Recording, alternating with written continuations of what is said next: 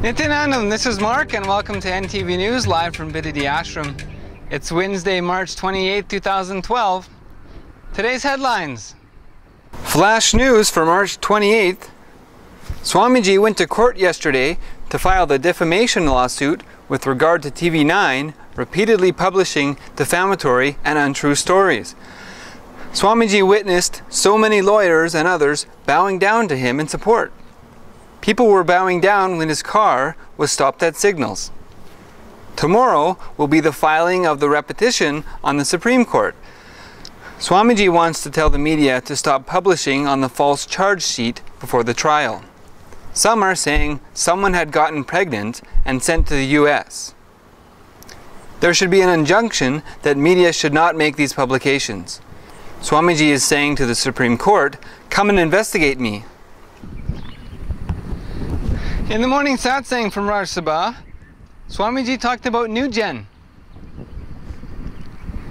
A review of the March 27th Esoteric Evening Series satsang. Los Angeles gives a video update. Toronto sends a weekly news video. And updates from Tiruvannamalai. Now for the day's top stories.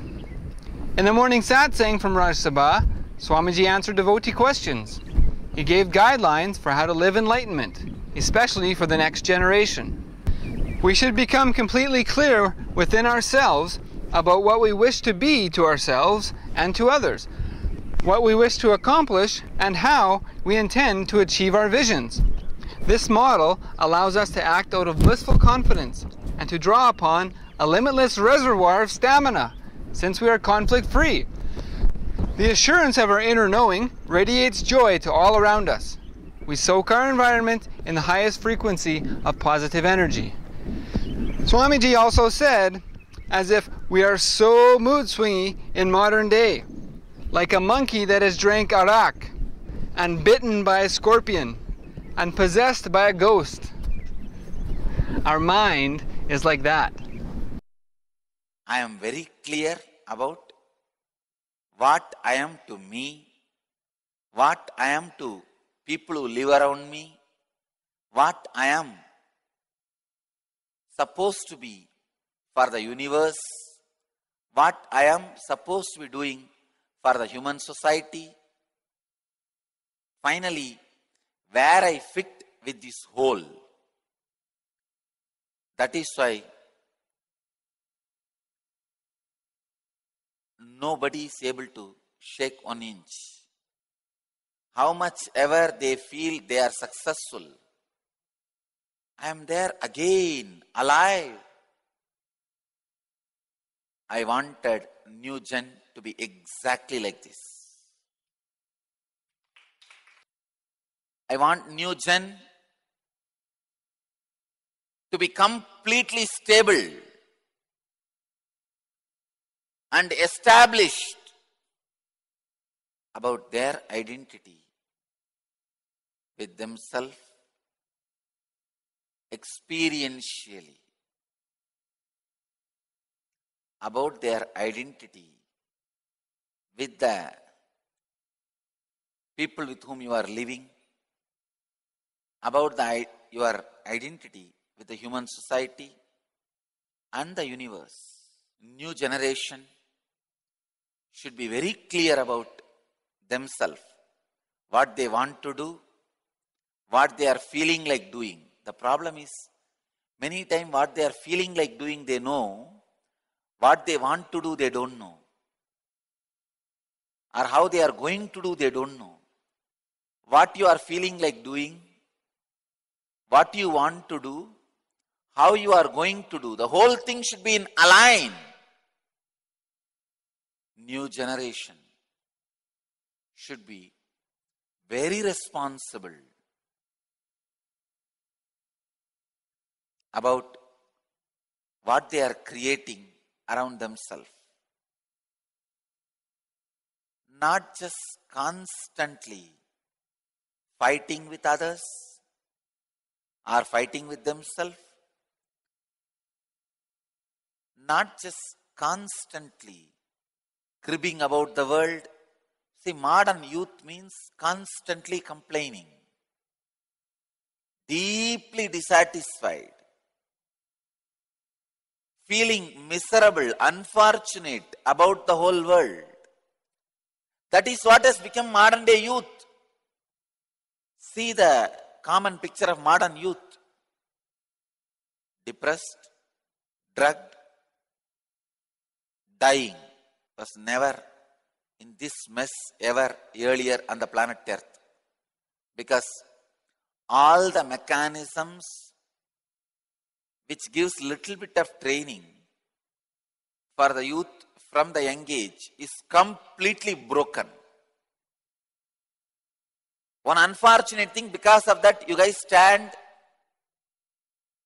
as policy orphans, identity orphans, cultural orphans. One fortunate thing is, because of this, you can become enlightened. One unfortunate thing, because of this, all the mechanisms which trains people are broken. You become identity orphans, cultural orphans, policy orphans. You walk in front of huge temples which the whole country has built, but you do not even know why it is standing, what it means for your society. Now for a review of last night's esoteric evening series satsang. In Buddhist tradition, whenever a person comes to become a sadhu, first thing they will do, they will ask you to go and sit in the cremation ground and meditate for 3 months. See constantly dead bodies being burnt. When you see the dead bodies being burnt constantly, I tell you, really something happens to you. You will realize your body is also going to be burnt just like that. Continuously taking decisions based on the understanding of impermanence of the world is living enlightenment. If all your decisions are constantly made based on the impermanence of the world, it is living enlightenment. If your cognition is established in the impermanence of the body, it is living enlightenment. 3 months is too much time. Anybody will have their consciousness established in the impermanence of the body. If your decisions are made from the impermanence of the body, you live enlightenment. 3 months is enough time for you to catch, understand impermanence of life. If you are seeing the cremation every day, especially day in and day out, that is why Aghoris still, first thing they do is ask their followers to go and sit in cremation ground, where they will be constantly reminded about impermanence of the world, where they can constantly see kings and queens and priests and beggars ending their life in a same way. Death is the only thing which happens to everybody equally. You may use teakwood or sandalwood to burn the body, but you have to burn it. You may use sandalwood box or ordinary mud, but you have to bury it. You may build huge tombs and buildings, but you have to bury it. And from international news, Los Angeles sends another video update.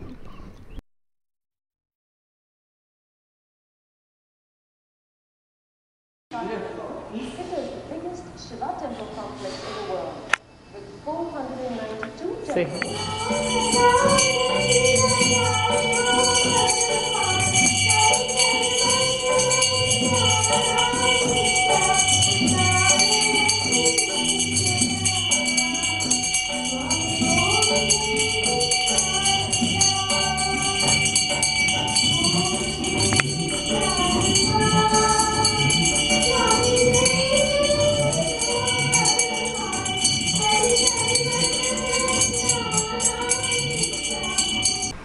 And Toronto sends a weekly news video. I can do 12. What do I tell myself? I can only do 8. Always happens. The Mamakar will always be lower than what you really can do. The Ahankar will always be higher than what you think you can do. There is always a conflict there.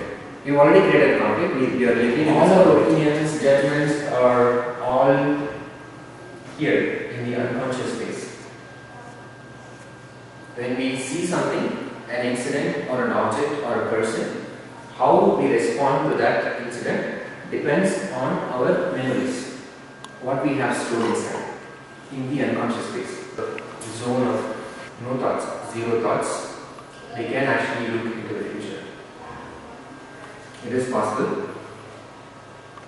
It is what is called samadhi, nirvana, state of meditation, zen, whatever it is.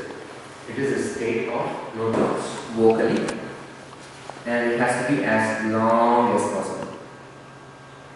So 3 things. So what does it do? It integrates both our body and mind. The body and mind are integrated into doing one single thing, which is just producing the harm.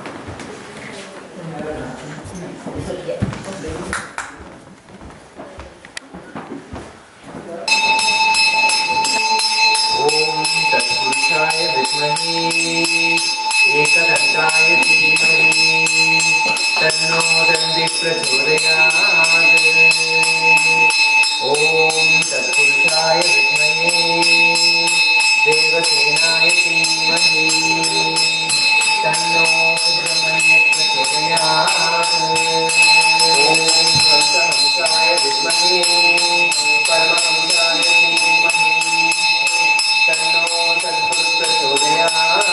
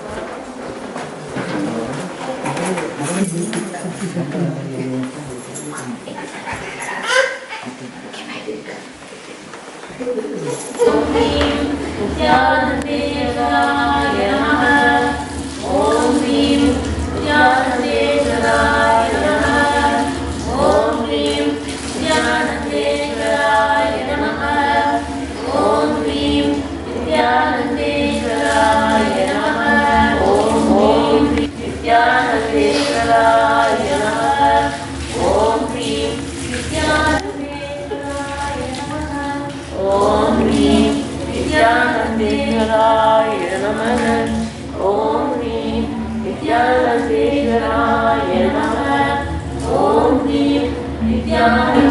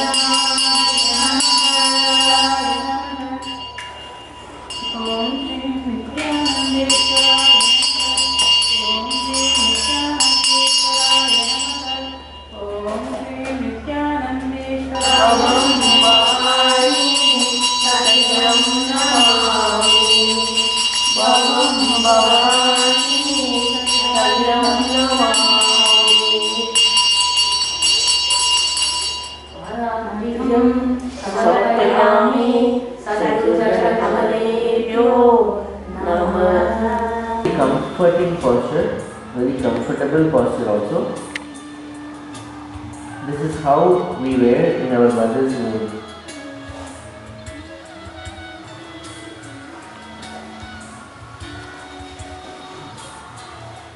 We just stay there for 3 full breaths. Inhale, exhale, inhale, slowly and very deeply, as deeply as possible. Exhale, and then again inhale slowly and exhale.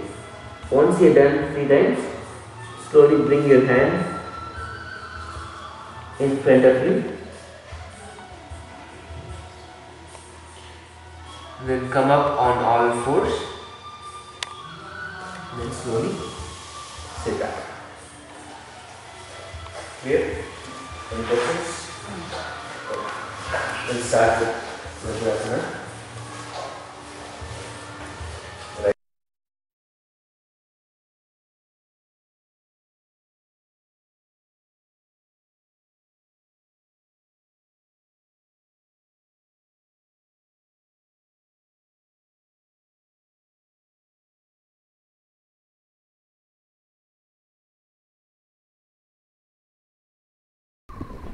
In national news, Tiruvannamalai sends news photos. The 47th anniversary inauguration function happened in Tiruvannamalai, known as Irepani Mandram. On behalf of Nithyananda Dhyanapitam, Sri Nithya Hamsananda participated and honored the function in grand manner. Nithyanandeshwara and Nithyanandeshwari had sacred bath Abhishekam along with Nithyananda Lingam, Nithyananda Subramanya, and Nithyananda Valley, as well as Nithyananda Devani, as well as Guru Pujas and Artis. That's all from NTV News for now. Thank you for joining us, and let us end our news with a bliss dose from Swamiji. Aparigraha is nothing but giving up your micromanaging, worrying mind. We'll see you next time on NTV News. Nithyanandam.